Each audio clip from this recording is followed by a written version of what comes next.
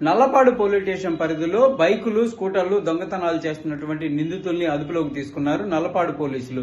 ఈ సందర్భంగా ఈ దొంగతనాల్లో 2 మహిళలు అదేవిధంగా ఒక మైనర్ ఉన్నట్లు కూడా నల్లపాడు డీఎస్పీ భానుదయ్ తెలపడం జరిగింది. మైనర్లకు సంబంధించినటువంటి దొంగతనాలకు సంబంధించినటువంటి అంశంలో కీలకంగా మేము భావిస్తామనే విధంగా కూడా ఆమె పేర్కొన్నటువంటి పరిస్థితులు ఉన్నాయి. అదేవిధంగా ఈరోజు నల్లపాడు పోలీస్ స్టేషన్ ని పత్తిపాడు ఎమ్మెల్యే బోర్లా రామాంజనేయ ఆకస్మికంగా తనిఖీలు చేశారు. ఈ సందర్భంగా కేసులకు సంబంధించినటువంటి పెండింగ్ అంశాలన్నింటినీ కూడా సిఐ వంశీధర్ని అడిగి తెలుసుకోవడం జరిగింది.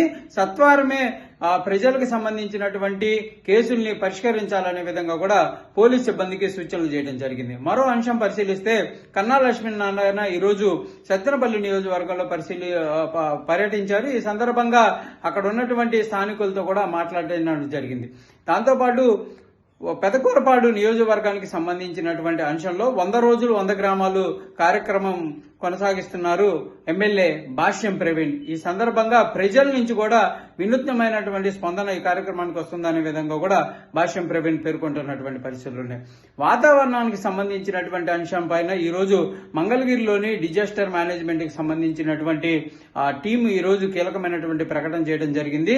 వాయుగుండం ఏదైతే ఏర్పడటం జరిగిందో అది మరో అల్పపీడనంగా కూడా మారేటటువంటి అవకాశాలు ఉన్నాయనే విధంగా కూడా వాళ్ళు తెలిపారు. అయితే గురువారం నుంచి సముద్రంలో చేపల వేటకి మత్స్యకారులు వెళ్లొద్దనే విధంగా సూచనలు చేస్తున్నటువంటి పరిస్థితి ఉంది. అయితే ఈ అల్పపీడనం వాయుగుండం వల్ల కొన్ని కోస్తా జిల్లాల్లోని కొన్ని జిల్లాల్లో ఒక మోస్తారు వర్షాలు కురిసేటటువంటి అవకాశం ఉన్నట్లు కూడా వాతావరణ శాఖ ప్రకటించడం జరిగింది.